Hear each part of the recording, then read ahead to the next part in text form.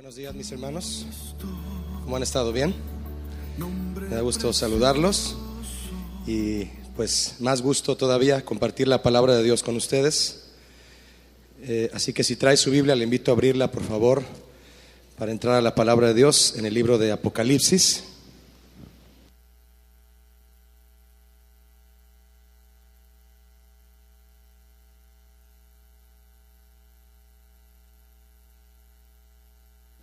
Busque por favor el capítulo 5, si es tan amable. Capítulo 5 de Apocalipsis. Y vamos a leer a partir del verso 11, por favor.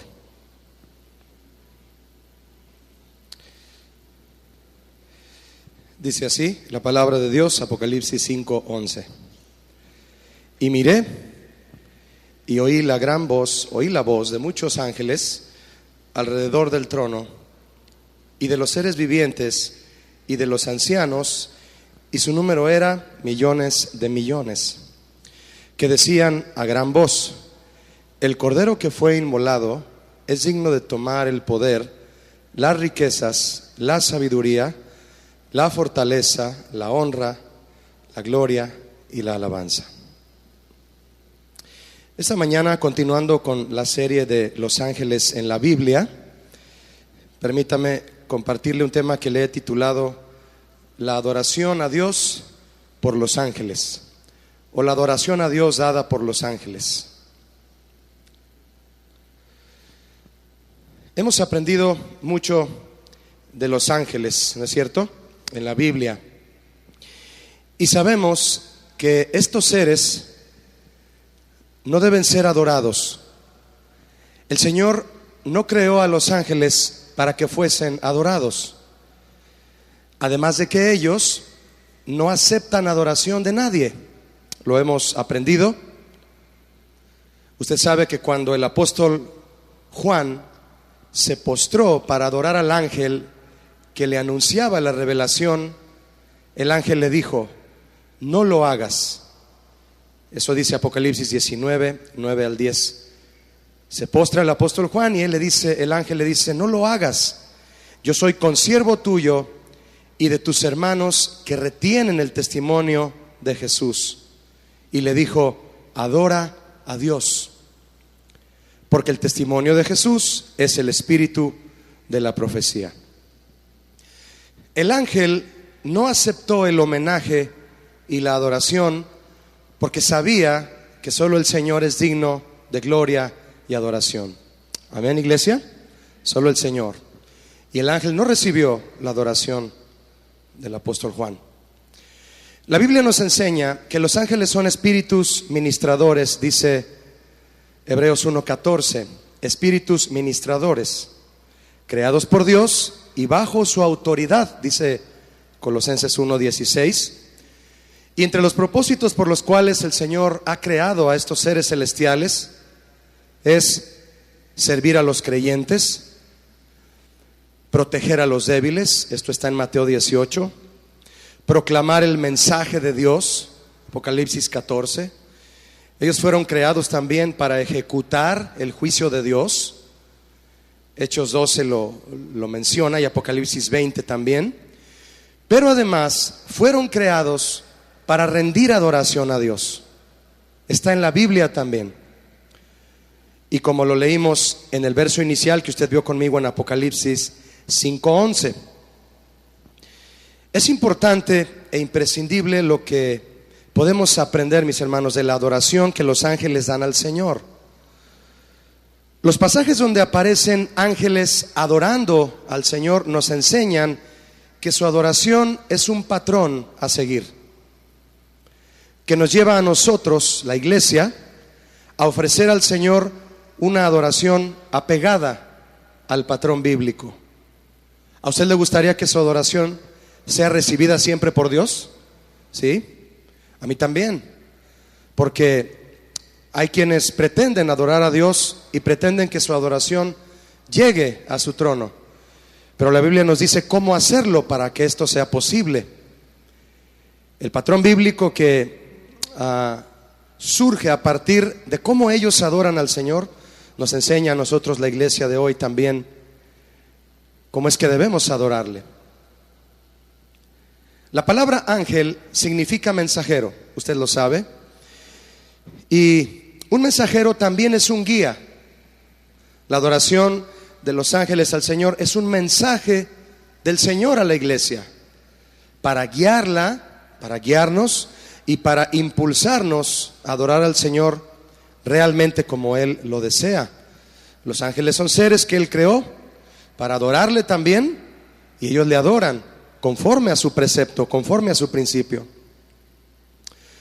El tema de los ángeles, al igual que el tema de la adoración, son temas que, para entenderlos y permitir que nos ayuden, mi hermano, a crecer y madurar en nuestra fe, es importante que echemos mano, pongamos en acción realmente nuestra fe, porque aquellos que dudan de lo que se ha enseñado respecto a los ángeles podrían dudar también de lo importante que es adorar al Señor. Se requiere de fe para creer en el tema de los ángeles y para entender lo que es adorar al Señor también. Dos temas que requieren de fe. ¿Por qué? Mire, porque por un lado, los ángeles son espíritus ministradores. No están a simple vista. No lo están. Se requiere de fe para creer lo que nos han enseñado de ellos. Y por otro lado, el Señor, enseñando en su primer carta a Timoteo, le dijo que el Señor es el Rey de los siglos. Lo exaltó como el inmortal, como el único y sabio Dios, y le dijo que Él es invisible. Diga conmigo, invisible. Usted y yo adoramos al Dios invisible, y a Él se le debe dar toda gloria y honor por todos los siglos de los siglos. ¿Cuántos quieren adorar al Señor por siempre? Se requiere de fe. Se requiere de fe. Hay que tener fe para creer en el Dios invisible y para adorarlo. Muchos dudan de estos temas que son intangibles, que son abstractos. Las cuestiones de la palabra de Dios deben de procurar entenderse y asimilarse, mi hermano, y llevarse obviamente a la práctica por medio de la fe.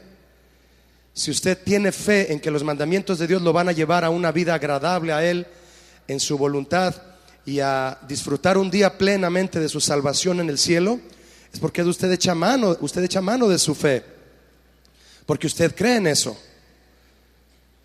Muchos en la iglesia no creen todas las cosas que se predica. Son escépticos en algunas cosas. Es gente que dice: yo necesito ver para creer, Julio, mientras que el Señor nos dice que hay que creer para ver. Amén. Porque sin fe es imposible adorar a Dios o agradarlo, como usted guste. Es imposible. De hecho, déjeme decirle que entre las cosas de las que carece una persona que no adora a Dios está la fe. Son personas a quienes les simpatiza escuchar una buena e interesante predicación, pero adorarlo a Él, cantarle con gozo, sobre todo entregar su vida a Él de verdad y confiar en Él, eso no lo hacen.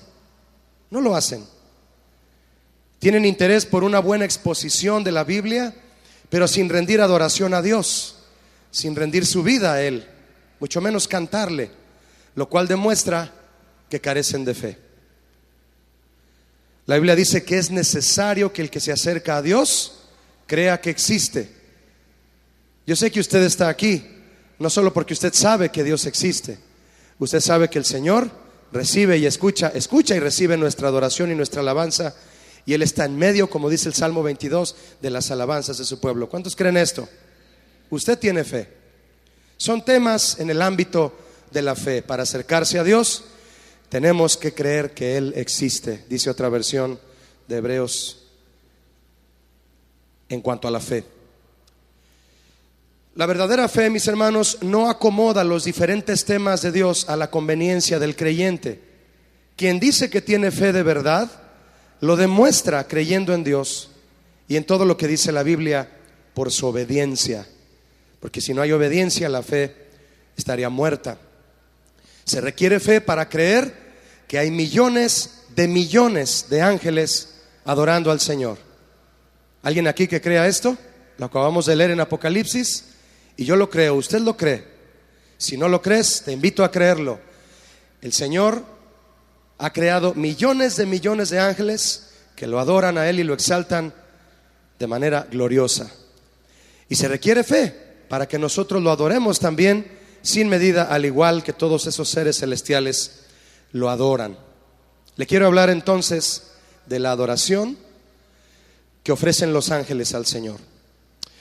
En la Biblia existen 3 pasajes, mi hermano, gráficos que explican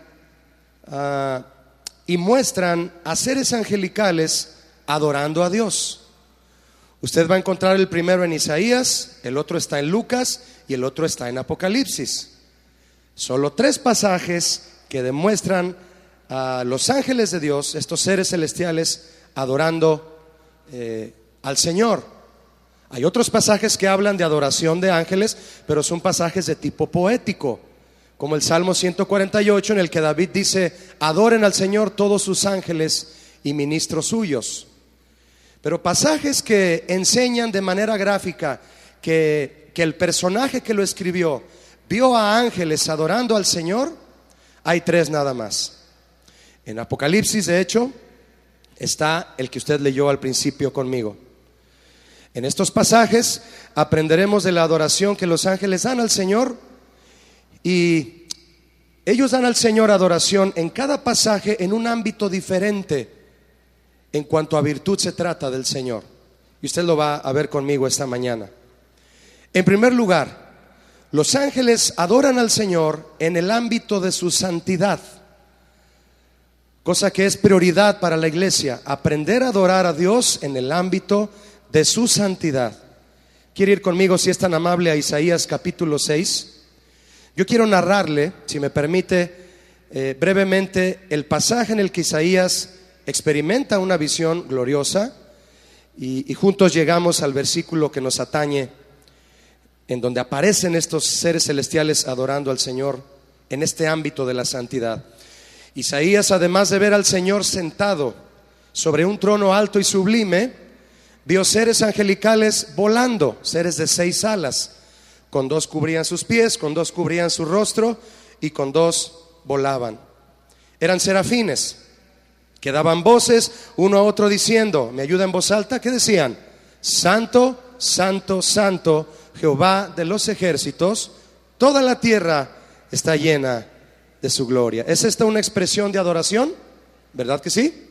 Totalmente es una expresión de adoración. Los serafines adorando a Dios en su santidad. Todo lo que Isaías experimentó en esta visión, el esplendor del Señor, el trono, sus faldas llenando el templo y los ángeles, todo, mis hermanos, todo era para enfatizar, para que Isaías pusiera su mirada en la santidad de Dios. Y a eso se agregó la expresión de los serafines, quienes decían a gran voz: santo, santo, santo. Hermosa expresión que vamos a tratar de explicar un poco esta mañana. El pasaje paralelo al de Isaías, en el que otros seres angelicales, 4 seres vivientes para ser más específicos, exaltan enfáticamente la santidad de Dios, es el descrito por el apóstol Juan en Apocalipsis 4, versos 6 al 8, quien tuvo también la experiencia de ver alrededor y junto al trono a estos 4 seres vivientes que no cesaban día y noche. Diga conmigo, día y noche. Importante, ¿verdad? ¿Cree usted que eso es importante? Que no cesaban de decir día y noche. ¿Me ayuda? ¿Qué decían? Santo, santo, santo es el Señor Dios Todopoderoso, el que era, el que es y el que ha de venir. Hay un canto muy hermoso que se compuso en base a este texto, y bueno, cuando lo cantamos es glorioso, ¿no? ¿Se acuerda cómo va? Es el que dice: santo, santo, santo, Señor Todopoderoso. ¿Se lo sabe? Cántelo pues. El que era y es y ha de venir. Hermoso canto, ¿no? en donde proclamamos que el Señor es santo.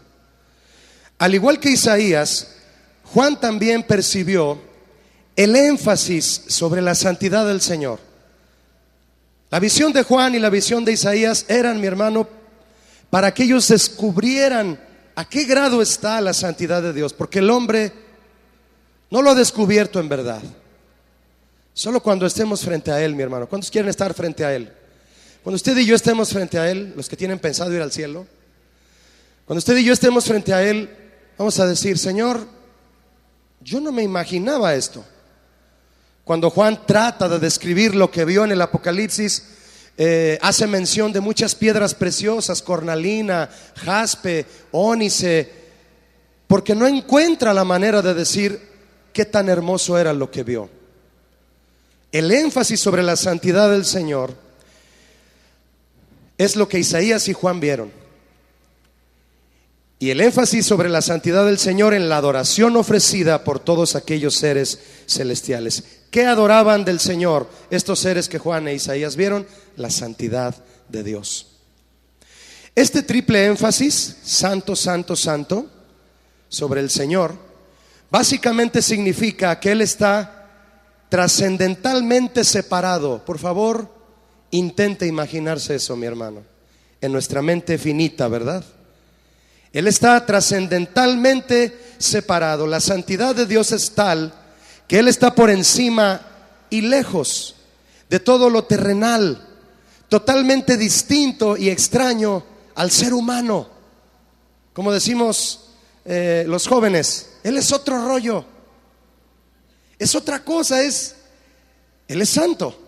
Eso es lo que es. Él es santo. Porque ser santo es ser otro, es ser diferente. Aplíquelo a su vida. Ser santo es ser diferente de una manera especial.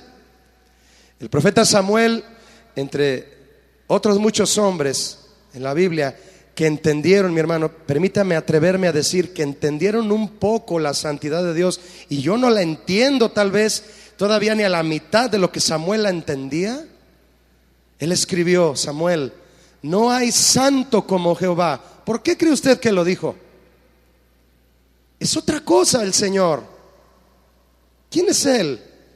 Porque no hay ninguno fuera de ti, le dijo, y no hay refugio como el Dios nuestro. Hermosas palabras, ¿no? Habacuc le dijo al Señor, otro hombre que también entendía la santidad de Dios, le dijo al Señor: muy limpio eres de ojos para ver el mal. Ni siquiera el mal está a la altura de la vista del Señor. Él es santo. En ambas visiones, la de Isaías y Juan, los serafines por un lado y por otro los seres vivientes que Juan vio, ambos con 6 alas, dato curioso, le dicen al Señor: santo, santo, santo. Ellos no le dicen: Señor, tú eres amor, amor, amor, tú eres misericordia, misericordia, misericordia, tú eres justicia, justicia, justicia. No, le dicen: tú eres santo, santo, santo. Para Dios, mis hermanos, ser santo es serlo en relación con cada uno de los aspectos de su naturaleza y de su carácter. Pero sucede lo siguiente: cuando estudiamos y desglosamos el carácter de Dios, recurrimos a una lista de cualidades y características a las que llamamos atributos, ¿cierto? Vamos a tratar de ver los atributos de Dios. Decimos y hacemos una lista y las estudiamos. Qué bueno, eso es muy bueno. Decimos que Él es omnisciente como una de sus atributos. ¿Es omnisciente el Señor?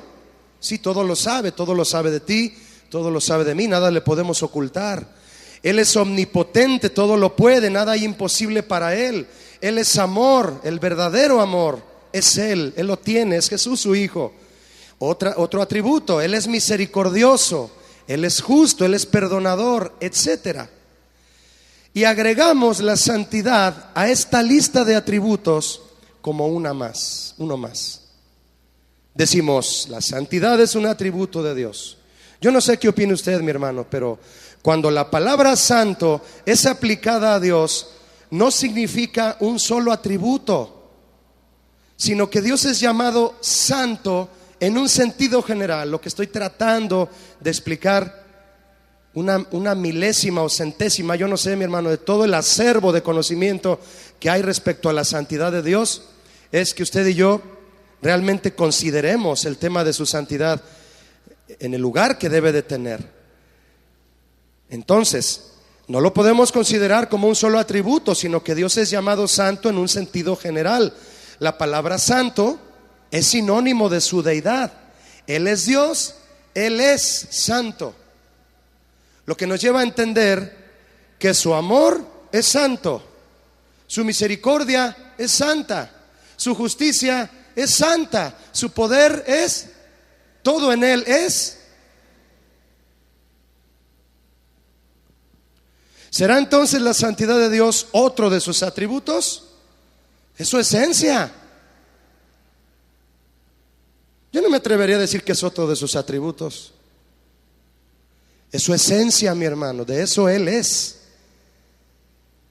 No fue hecho porque Él nadie lo hizo. Él es de santidad, Él es santo. Su santidad es el marco donde se manifiestan todos sus atributos y su carácter. ¿Qué aprendemos de esto? La santidad de Dios es un tema de máxima prioridad para la iglesia y no debe por nada dejar de ser de máxima prioridad. Le debemos toda nuestra atención, ya que la santidad de Dios prácticamente nos ubica en el sentido de quién es nuestro Dios, cuál es su esencia, a quién estamos sirviendo, a quién estamos adorando, cómo debemos vivir para Él. ¿Qué tan importante es la santidad de Dios para la iglesia? Un amigo ayer en la tarde me decía, ¿sabes, Julio? Cuando Jesucristo dijo, enseñando, y lo dijo en varias ocasiones, cuando Él anticipaba con estas palabras su enseñanza, diciendo, de cierto te digo. ¿Qué significa? De cierto te digo. Una expresión hebrea que significa, es necesario que ya pongas toda tu atención. ¿Amén? Entonces, ¿qué significará que el Señor es santo, santo, santo? Hay una atención máxima todavía, debe haberla de parte de nosotros a esta triple exaltación de su santidad. ¿Qué tan importante entonces, mi hermano, es la santidad de Dios para la iglesia?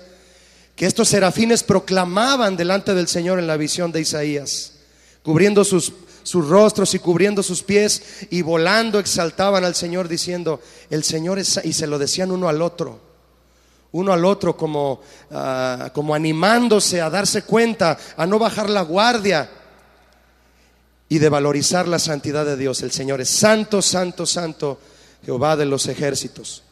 Es tan importante la santidad, mis hermanos, que en el tiempo de Israel, cuando iba a ser liberado de su esclavitud en Egipto, más de 400 años, 430 dice Éxodo, el Señor, antes de enviar a su libertador, que era Moisés, primero le mostró a Moisés su santidad.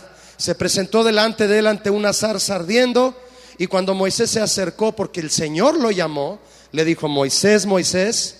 Él se acerca obediente, curioso, aunque ya apasionado por el que lo estaba llamando, y el Señor le dice, quita tus sandalias, ¿cierto o no? Porque el lugar que pisas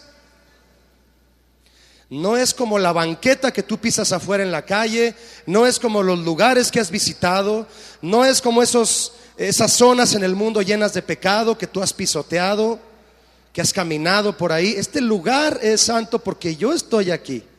Quítate esas sandalias llenas de inmundicia. Conmigo no entres, a mi presencia no entres con una actitud de tolerancia al pecado. Quítate esas sandalias. Hace un momento todos mis hermanos que pasaron aquí al frente para que el pastor Adrián orara por ellos en este llamado a la santidad, ¿sí o no? Lo que hicieron mis hermanos aquí al frente es un llamado a quitarse las sandalias y darse cuenta delante de quién estamos. A Moisés le mostró primero su santidad para que después Israel recibiera la libertad. Porque sin santidad, mis hermanos, no puede haber libertad. Libertinaje sí, pero libertad no. Quienes hicieron un compromiso esta mañana para deshacerse de toda inmundicia, de todo deseo pecaminoso, como bien el pastor Adrián nos ministraba, quienes atendieron este llamado, esta mañana el Señor nos está confirmando a todos que es un llamado a la santidad. Porque podemos tener la perspectiva, mis hermanos, de escuchar la voz de Dios que nos llama a dejar el pecado, pero no solo nos llama a dejar el pecado, nos llama a vivir en su santidad. Muchos son perdonados en el tiempo de la reunión, pero salen de nuevo a exponerse al pecado. El llamado no es solo a dejar el pecado, es a tomar la santidad. Amén. Es a dejar la vida pasada y tomar la nueva. No solo vengas a dejar la vida pasada en una oración y en un compromiso válido con el Señor. No solo vengas a dejarla, también ven y toma la vida nueva que Él tiene para ti en santidad. Toma ese compromiso. La libertad de Cristo se manifiesta en la iglesia y para la iglesia cuando la iglesia vive en santidad. En la ley de Dios dada a su pueblo, entre el Éxodo y el Deuteronomio, la palabra santo es usada 107 veces para referirse a los utensilios y cosas que tenían que ver en el tabernáculo, cosas que tenían que ver con el servicio y la adoración a Él, con el fin de enseñar a Israel que Él es santo y todo lo que tiene que ver con Él también lo es. Todo lo que usted y yo hacemos en esta reunión, mi hermano, es en el marco de la santidad de Dios. Debemos de valorarlo, ¿verdad que sí lo hacemos? La gracia de Dios aquí en esta reunión y en medio de su santidad. Nosotros le adoramos y escuchamos su palabra con reverencia, ¿verdad? El Señor quería, cuando enseñaba a sus sacerdotes a que entendieran que todos los utensilios del tabernáculo eran santos, lo que quería era enseñarles a quienes se acercaran a Él, ya sea para servirle o adorarle, que no mezclaran su servicio y su adoración a Dios con una doble vida llena de costumbres ocultas.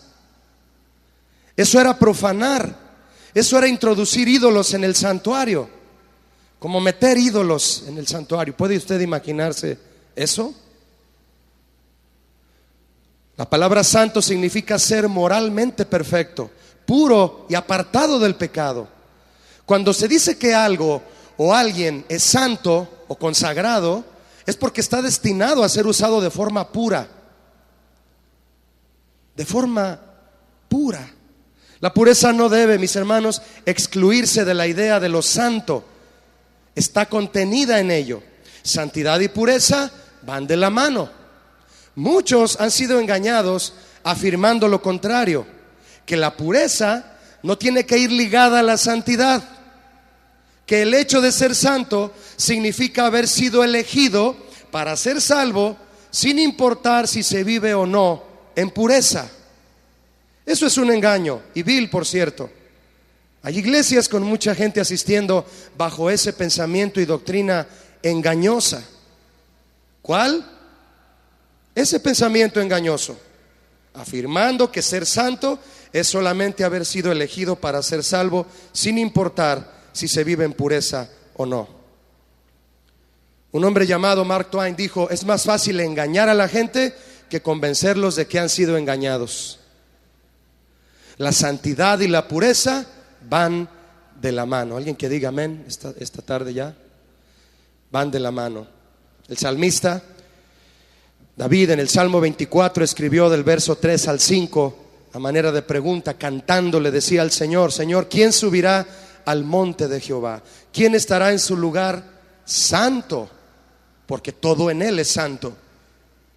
El limpio de manos y puro de corazón, el que no ha elevado su alma a cosas vanas, ni ha jurado con engaño. Él, ella, ellos recibirán bendición de Jehová. ¿Quién? El limpio de manos y puro de corazón, y recibirá la justicia del Dios de salvación.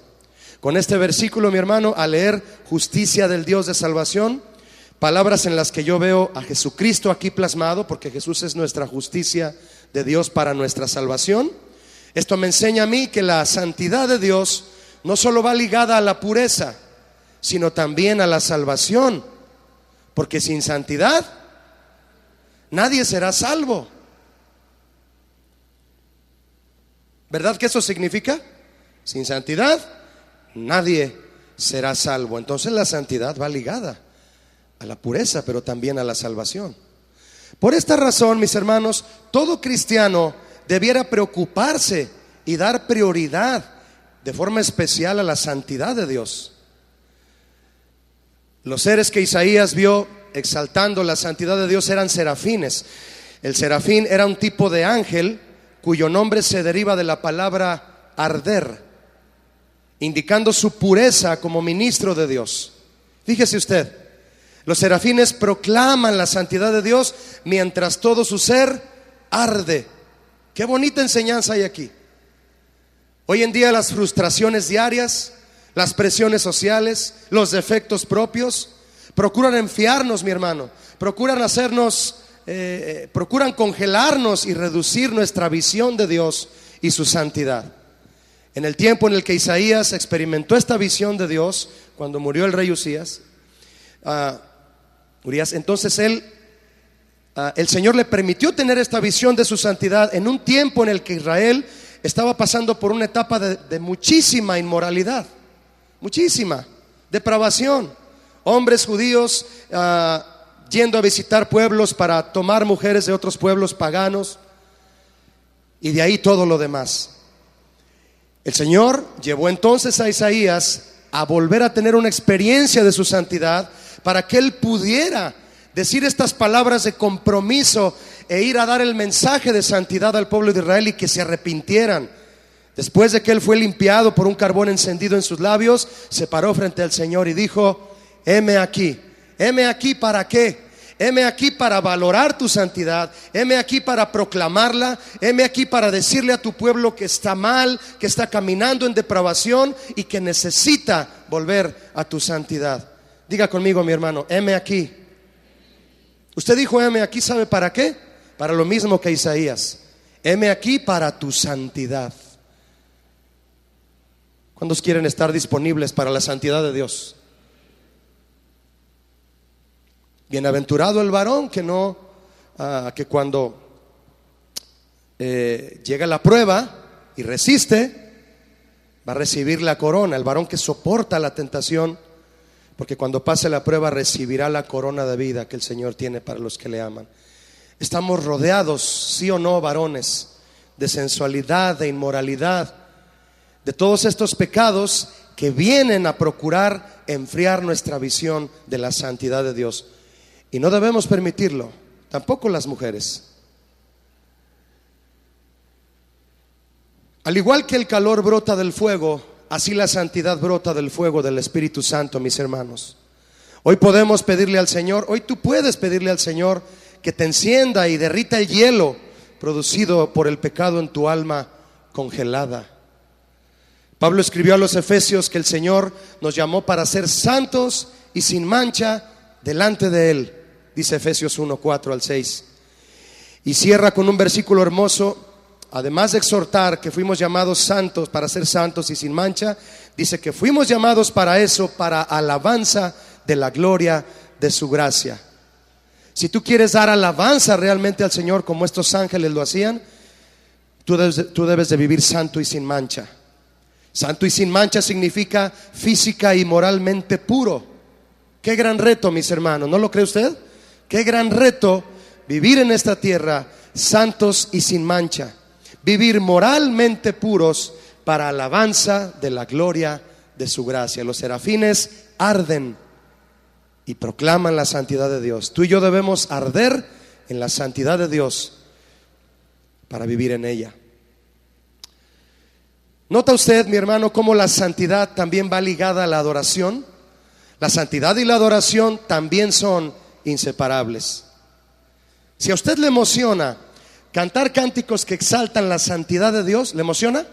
A mí me emociona. No sé usted, mi hermano, pero mire, cantamos muchos tipos de cantos aquí, todos para gloria de Dios. Pero cuando cantamos de la santidad de Dios, ocurre algo especial. No sé si usted lo ha experimentado, pero la santidad de Dios, como bien le decía yo al inicio, nos ubica, nos hace presentes a todos, nos hace conscientes a quién estamos adorando. nos saca de todas nuestras situaciones, preocupaciones, y empezamos a decir que Él es santo, y nos ubica en una adoración muy, muy, muy característica, mis hermanos. A mí me emociona, yo sé que también a usted, cantar cánticos de la santidad de Dios. Pero yo le aseguro que vivir en santidad lo hará a usted cantar con mayor emoción y gozo. Porque, mi hermano, qué mal se siente, qué mal se siente cantar de la santidad de Dios cuando nosotros no hemos hecho ni el más mínimo intento por vivir en pureza, ¿verdad?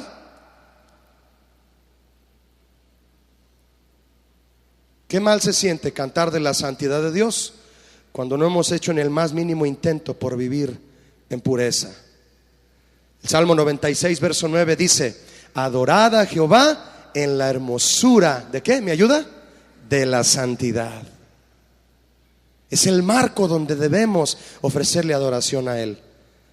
La única palabra que brotó de la boca de aquellos serafines no era más que santo, santo, santo.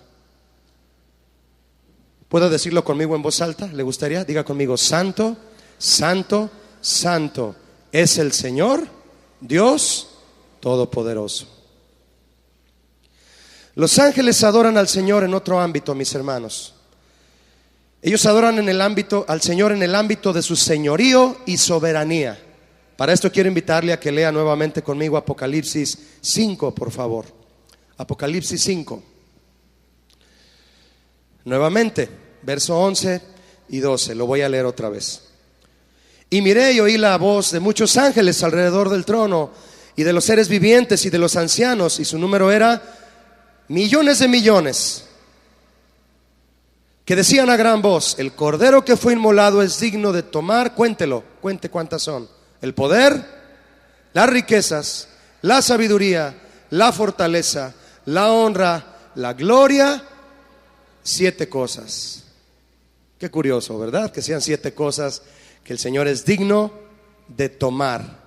Atención a esta palabra: es digno de tomar. Bien, en este panorama de adoración, mis hermanos, los ángeles reconocen al Señor en el ámbito de su señorío y su soberanía. Ellos reconocen que el Señor es el único digno de tomar todas estas cosas, estas 7 cosas, estas 7 virtudes, porque solo Él se distingue a sí mismo como el Señor y soberano de todo el universo, de todo lo que Él ha creado, por Él y para Él.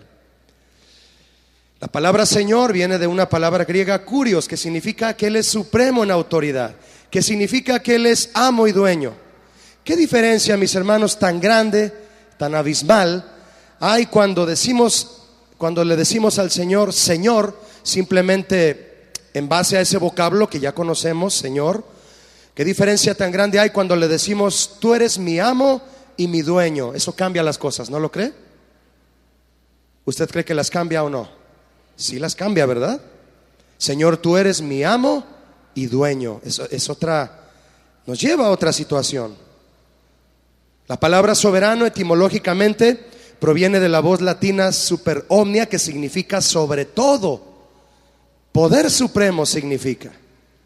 Por esa razón, mis hermanos, porque Él está sobre todo, por esa razón de que Él es Señor, de que Él es el amo y dueño de todas las cosas, esta adoración surgió de los millones de ángeles que le decían al Señor: tú eres digno de tomar el poder, la riqueza, la sabiduría, la fortaleza, la honra, la gloria y la alabanza. ¿Qué hay fuera de eso, mi hermano? Nada.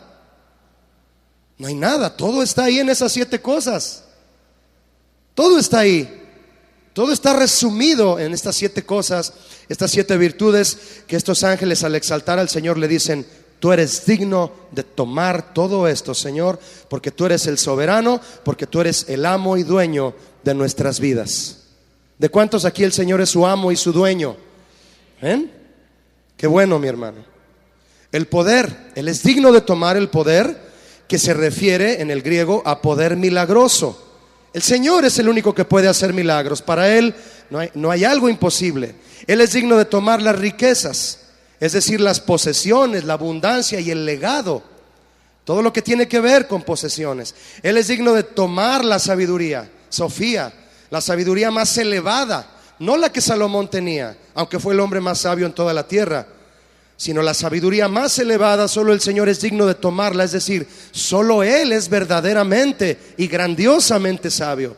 Él es digno de tomar la fortaleza, que significa fuerza en el sentido natural. El Señor, quien hace temblar las montañas, quien las afirmó con su poder, quien hace rugir los mares y con una sola palabra los tranquiliza.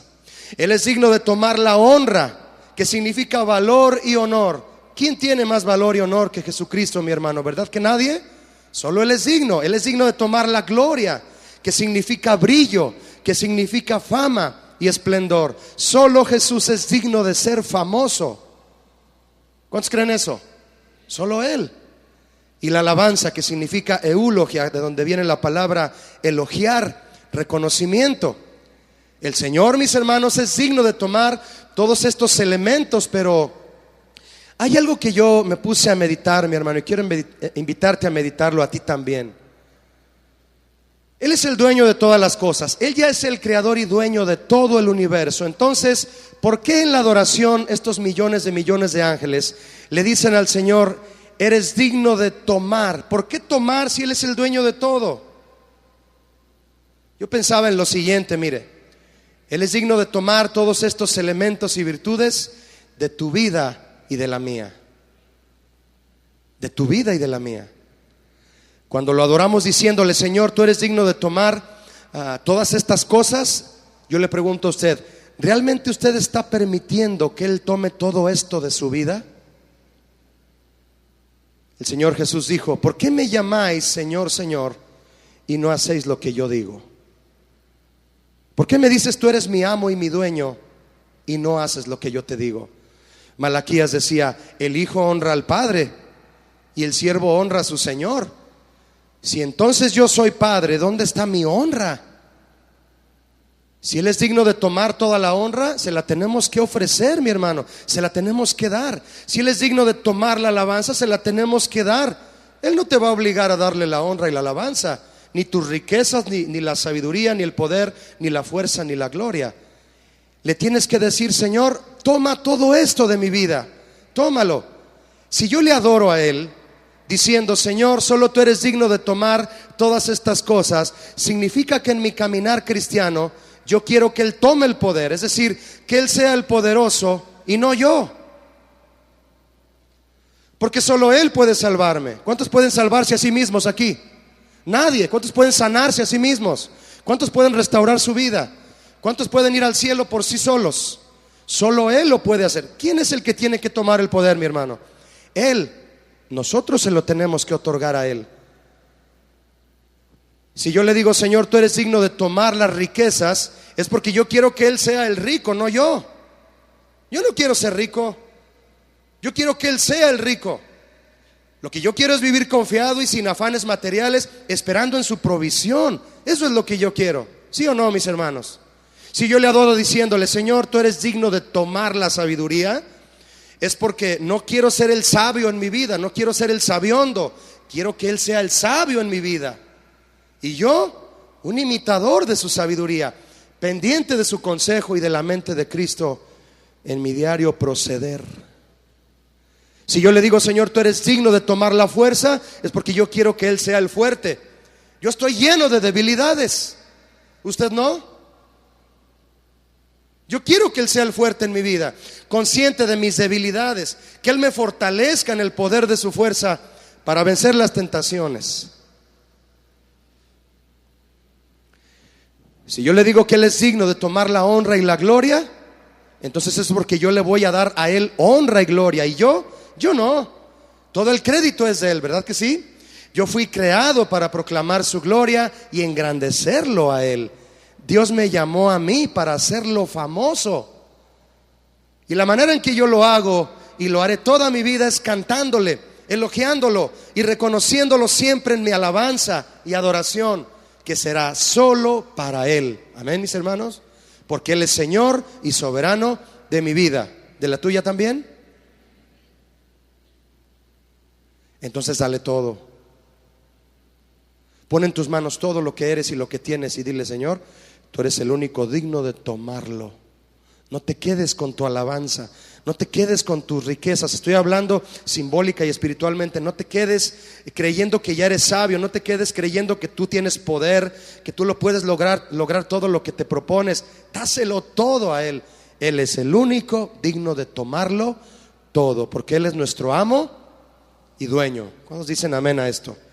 Esa alabanza, mis hermanos, estaba en el cántico y en las expresiones de estos millones, en estos millones y millones de ángeles que le dicen al Señor: digno es el Cordero de tomar todas estas virtudes. Hay un tercer pasaje, mis hermanos, que habla de adoración de seres celestiales, de ángeles, en otro ámbito más que quiero compartirle. Los ángeles adoran al Señor en el ámbito de su salvación, la salvación del Señor. El pasaje que nos muestra este tercer panorama gráfico de ángeles adorando al Señor por una razón, que es su salvación, adoración ofrecida a Dios, está en Lucas 2, a partir del verso 8 en adelante. Usted conoce la historia. ¿Quién se acuerda de qué habla Lucas 2? Del nacimiento de Jesús. Usted se va a sentir en Navidad cuando estemos leyendo aquí. Ya falta poco, faltan 10 meses. Déjeme narrarle un poquito mientras usted, si gusta, busca Lucas 2.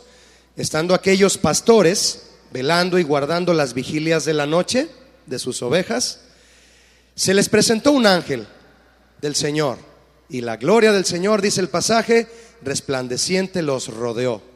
¿Cuántos cantos se han hecho de eso, verdad? Y en aquel momento el ángel les anunció a aquellos pastores las más hermosas buenas nuevas que hayan podido recibir aquellos pastores en toda su vida. El mensaje más glorioso. ¿No es acaso el mensaje más glorioso que usted ha recibido también? Que Cristo vino a nacer por sus pecados y a morir.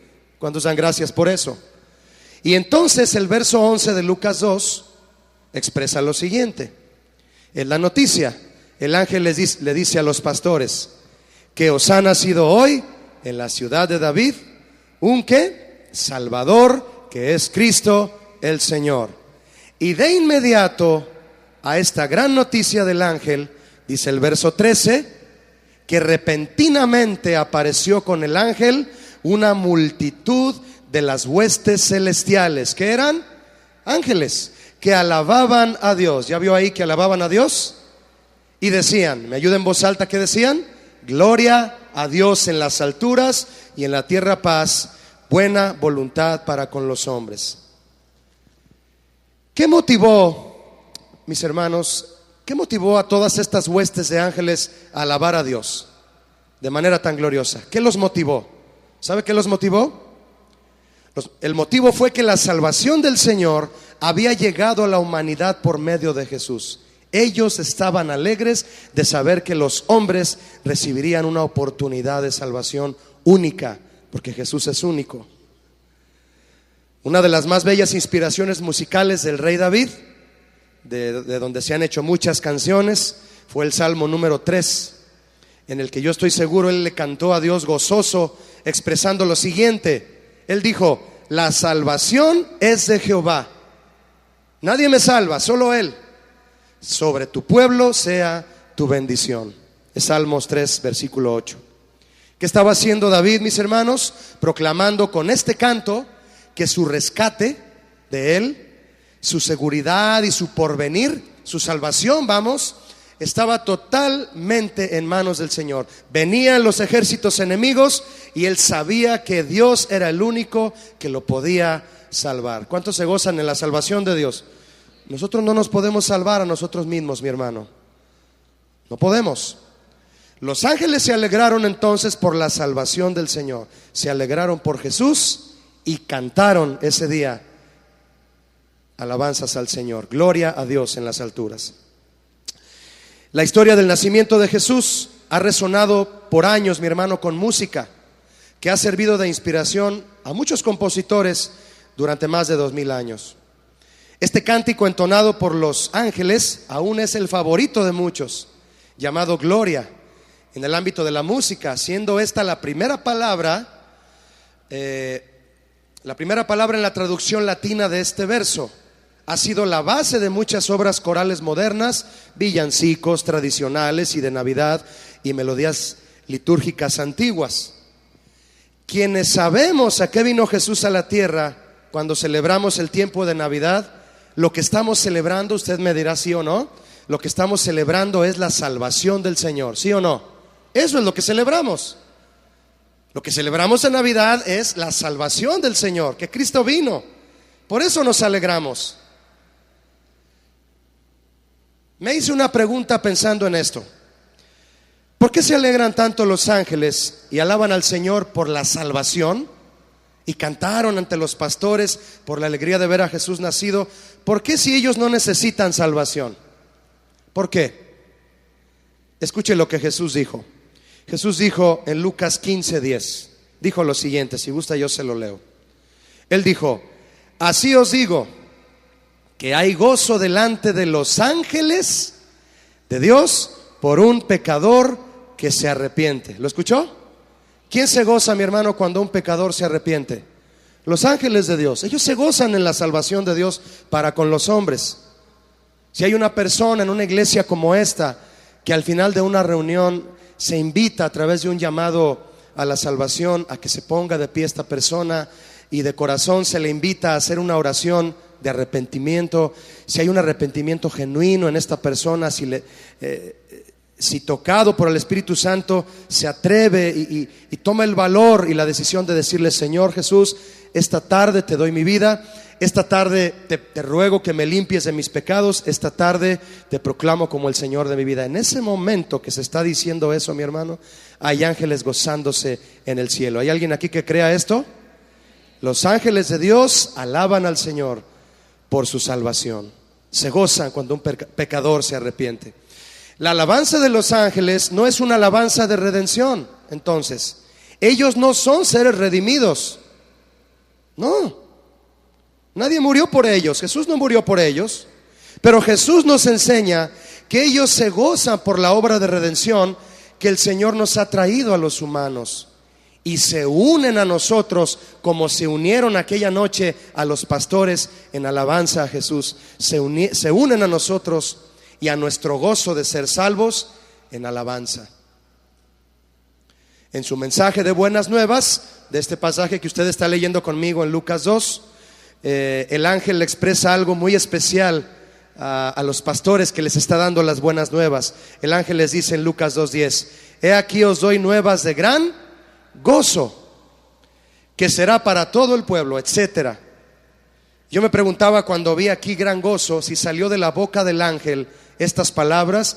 ¿Puede usted imaginarse al ángel con una cara larga, con una cara seria y airado mientras daba esta noticia? ¿Se lo puede imaginar? ¿Verdad que no?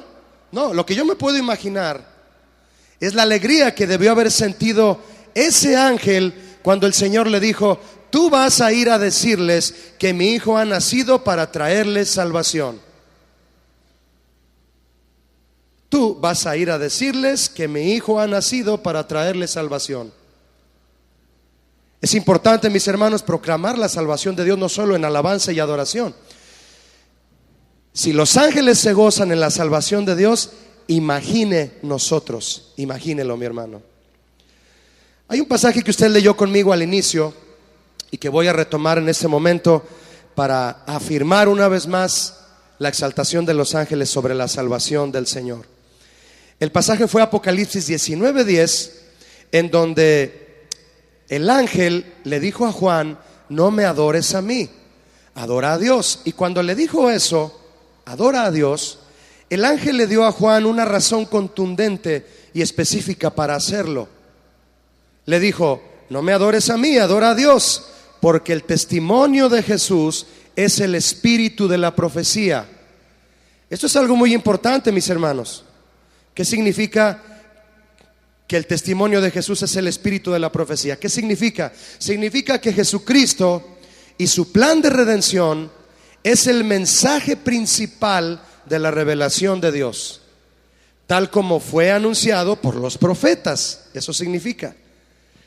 El tema sobresaliente en todas las visiones de Juan, todas las que experimentó y que plasmó en Apocalipsis, El tema central, mis hermanos, es la victoria final de Cristo sobre el maligno. El tema central no es la bestia, no es el anticristo, no es los 144,000, no es las copas derramadas, no es eso. El tema central es la victoria de Cristo. Amén, iglesia. Ese es el tema central.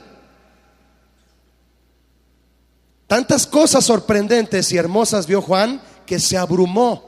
Y tanto fue que se abrumó que terminó postrado ante el ángel. En un momento, mis hermanos, él perdió piso y se postró frente a un ser que no debía recibir adoración. Pero el ángel, fiel mensajero de Dios, le recordó al apóstol que solo el Señor es digno de adorar y lo guió a poner a Jesús como el centro de su adoración. Le dijo: no me adores a mí. Jesús es el espíritu, el testimonio de Jesús es el espíritu de la profecía. Jesús es el centro de todo. Nadie dijo amén. Jesús es el centro de todo. Casi le dijo el ángel a Juan: yo no te puedo salvar. El que te va a salvar es Él. Adóralo a Él. ¿Cuántos adoran a Jesús? Los ángeles adoran al Señor en el ámbito de su salvación. Si los ángeles entonces se centran fielmente en el testimonio y la obra redentora de Jesús y se gozan en la salvación del Señor que Él trajo a los hombres, dando alabanza a Él, mi hermano, imagínese nosotros o los que saben que son salvos. Si tú ya sabes y tienes la seguridad de que eres salvo, tú debes estarte gozando en la alabanza, en todo cuanto haces para exaltar a Dios, tu servicio a Él, tu consagración a Él, agradarle a Él todos los días. Tú debes de vivir con gozo porque Él ha derramado sobre ti su salvación. ¿Cuántos son salvos aquí? Nosotros debemos de adorarle, mi hermano, con gran gozo. Cuando David pecó de adulterio, pecó de homicidio, se sintió tan mal, se sintió tan vacío, que su quebrantamiento le hizo valorar su salvación, porque se sentía perdido. Y clamaba a Dios con un cántico que le compuso a él, diciéndole: vuélveme el gozo de tu salvación. El pecado lo alejó de una sensación de alegría y de gozo de ser salvo. El pecado hace eso, mi hermano. El pecado enfría el gozo de la salvación y se lo volvió a pedir a Dios: Señor, estoy mal, estoy quebrantado, pequé, me alejé de ti, hice 2 barbaridades tremendas, vuélveme el gozo de tu salvación. Significa entonces, mi hermano, que tener la salvación del Señor se siente, y es un privilegio que debemos valorar. Debemos alabar al Señor cada día intensamente por la salvación que Él nos da. Precisamente una prueba contundente de que alguien es realmente nacido de nuevo y sabe que es salvo, una prueba contundente es el gozo que muestra en su alabanza y su adoración al Señor. Esa es una muestra contundente. Conclusión entonces, mi hermano. Conclusión. Los ángeles del Señor lo adoran a Él fielmente en los 3 ámbitos divinos que la iglesia debe hacerlo también de manera fiel. Diga conmigo, si es tan amable, en voz alta: su santidad, su soberanía y su salvación. Si la iglesia deja de proclamar la santidad de Dios, si la iglesia, y de vivir en la santidad de Dios, si la iglesia deja de reverenciar al Señor en su señorío y soberanía, y si la iglesia deja de proclamar la salvación de Dios, dígame, mi hermano, ¿qué le queda a la iglesia? ¿Qué te queda a ti? ¿Qué me queda a mí si dejo de vivir la santidad de Dios? Si dejo de vivir consagrado a Él. ¿Qué me queda a mí si ya no permito que el Señor Jesús sea el soberano de mi vida, que Él guíe mi vida? ¿Qué me queda a mí si dejo de valorar la salvación? Empezando por dejar de cantar cánticos que hablan de la cruz, de la sangre y de su sacrificio.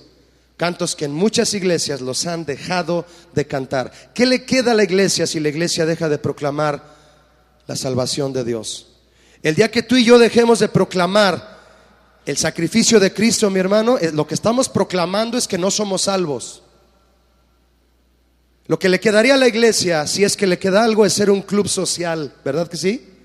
Un club social, pero ya no sería la iglesia de Cristo. La iglesia entonces no puede dejar de proclamar su santidad, su soberanía y su salvación. Es todo para nosotros. No puede dejar de proclamarlo en la adoración que damos al Señor y en la predicación de la palabra.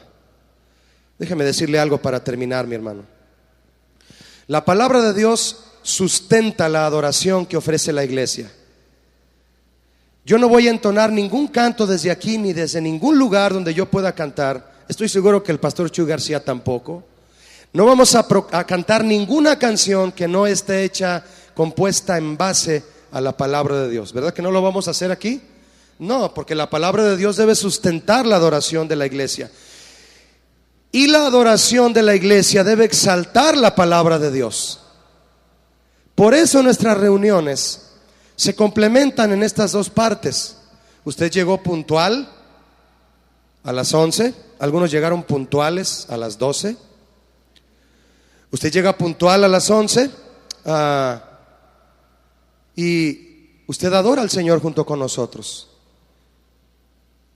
Le ofrecemos a Dios a través de cánticos un sacrificio de alabanza, fruto de labios que confiesan su nombre. Exaltamos a Cristo con todas estas letras que aparecen en la pantalla, que son basadas en la palabra de Dios. Adoramos al Señor confirmando en nosotros lo que dice su palabra. Y después, a partir como de las 12 aproximadamente, todos nos sentamos cómodamente a escuchar un mensaje fiel de la palabra de Dios, para salir por ambas etapas de la reunión edificados y bendecidos a doquiera que vayamos. Amén, mis hermanos. Por eso es que cuando yo veo que alguien no tiene una alegría específica por venir a cantar al Señor, y no le canta al Señor en ningún lado, pero le gusta oír una predicación, yo realmente dudo que sea una persona, un hombre o una mujer, que esté proclamando estas tres áreas en su vida: la santidad, la soberanía de Dios sobre su vida y la salvación de Dios para su alma. Antes de orar todos juntos, mi hermano, quiero hacer algo que es siempre importante, siempre importante. Quiero hacer una invitación a que todos nos vamos a quedar sentados, vamos a inclinar nuestro rostro. ¿Le parece si inclinamos nuestro rostro para orar? Vamos a orar y darle gracias a Él con respecto a lo que hemos aprendido de la santidad primeramente. Si usted escuchó un poco más y tiene un poco más de conocimiento respecto a la santidad de Dios, comience a orar y a decirle con sus propias palabras lo que yo voy a guiar desde aquí. Señor, ahora sé lo que significa que tú eres santo, santo, santo. ¿Puede decírselo ahí donde usted está? Señor, tu santidad es inexplicable. Cualquiera que trate de explicarla se va a quedar corto. Va a haber un límite, Señor, en su mente, porque solo al verte en tu esplendor, como te vio Isaías, como te vio Juan, vamos a poder ver realmente que tú eres santo y que vives en otro ámbito, que estás trascendentalmente separado, y que aún así, Señor, has descendido a través de tu Hijo a la tierra a habitar entre nosotros por medio de tu Espíritu Santo, para enmarcarnos en tu santidad, de modo que todos aquí, Señor, participemos de tu santidad, sin la cual nadie va a verte. ¿Por qué no levantas tus manos, mi hermano, si tú estás reconociendo que el Señor es santo y hay que vivir una vida para Él? Porque Él dice: sed santos como yo soy santo. Debemos perseguir la santidad de Dios en todo lo que hacemos y proclamarla en adoración y en una vida que le agrada a Él en todos los sentidos. En el momento en que usted y yo salimos a la calle, viene el bombardeo del enemigo, de la sensualidad, de la inmoralidad, de todas esas cuestiones de esta tierra que quieren enfriar la visión de la santidad de Dios en tu corazón y en el mío. Pide perdón a Dios si de alguna forma tus acciones o tus decisiones no habían puesto en alto la santidad de Dios como debe de ser. Los serafines adoran al Señor en su santidad. La iglesia tiene que hacerlo Los ángeles adoran al Señor en su soberanía, mi hermano. Levanta tu voz para decirle: Jesús, que tú seas el Señor de mi vida, el amo y dueño de todo cuanto hago, de todo cuanto tengo y decido hacer, Señor. Aquí está mi corazón, aquí está mi vida. Que tú dirijas mi vida, porque solo tú, Señor, eres digno. Solo tú eres digno de tomar todas las virtudes que te proclaman y te anuncian como el Rey soberano, el omnipotente sobre mi vida. Gracias, Señor. Y ahora que estamos sentados, quiero pedir, si alguien aquí no está seguro de que es salvo, ¿qué significa eso? ¿No le has entregado en realidad tu vida al Señor? ¿No le has entregado todo tu corazón, tus proyectos, tus anhelos, tus logros? ¿No se los has dado? Y conoces aparentemente a Dios y has venido a la iglesia, o tal vez sea primera vez que estás aquí. Si tú no tienes una seguridad de tener la salvación de Dios en tu corazón, yo quiero invitarles que se pongan de pie los que quieren orar, los que quieran orar con esta oración. ¿Tú estás dando un paso de fe y de compromiso con Él? Son muchos. Son muchos. Cierra tus ojos. Los que estamos sentados, ¿le parece si oramos con ellos? Recuerde que los ángeles se gozan cuando un pecador se arrepiente. Amén. Nosotros también nos vamos a gozar. Amén. ¿Quiere gozarse con los ángeles esta tarde? Vamos a gozarnos con Él, pidiéndole que haya una bendición especial sobre ellos. David escribió: las salvaciones del Señor y sobre su pueblo su bendición. Vamos a orar que la bendición de Dios venga a las vidas de los que se han puesto de pie. Señor, gracias por estas personas que están puestas de pie. Oramos, Padre, que tu señorío, Jesús, esté sobre sus vidas desde hoy. Oramos, Señor, que tu sangre preciosa, que es lo único que puede limpiar sus pecados, los haga sentir esta tarde que tú los rescatas en este momento de esa vida pecaminosa que lleva a la muerte. Que ellos puedan seguir viniendo a la iglesia con un hambre de ti, llenándose cada día más de tu palabra, de tu alimento, y crecer, Señor, en esa vida espiritual para llegar un día a estar contigo, lo cual es el precioso regalo de la salvación. Ustedes que están puestos de pie, por favor repitan conmigo: Señor Jesús, te entrego mi vida, te entrego mi alma y mi corazón, te entrego todo mi ser. Desde hoy quiero adorarte solo a ti. Desde hoy quiero darte mi vida toda, completa a ti. Toma todo lo que soy, todo lo que tengo. Aquí estaré frente a ti en tu iglesia, adorándote y escuchando tu mensaje para crecer contigo, porque te amo, Jesús, porque te necesito. Necesito la limpieza de tu sangre, necesito tu vida, Jesús. Necesito todo de ti en mi corazón. Renuncio a una vida pasada de pecado y desde hoy quiero vivir una vida en santidad para ti. Desde hoy quiero proclamar que eres el Señor y soberano sobre mi vida y gozarme en el Dios de mi salvación. Levanta tu voz para decirle: tú eres el Dios de mi salvación, como le decía David en el Salmo 25. Amén. Le damos un aplauso a Jesús por este acto de misericordia. Que Dios les bendiga. Vayan con la bendición del Señor. Que tengan buen día. Que estén muy bien, mis hermanos. Gracias.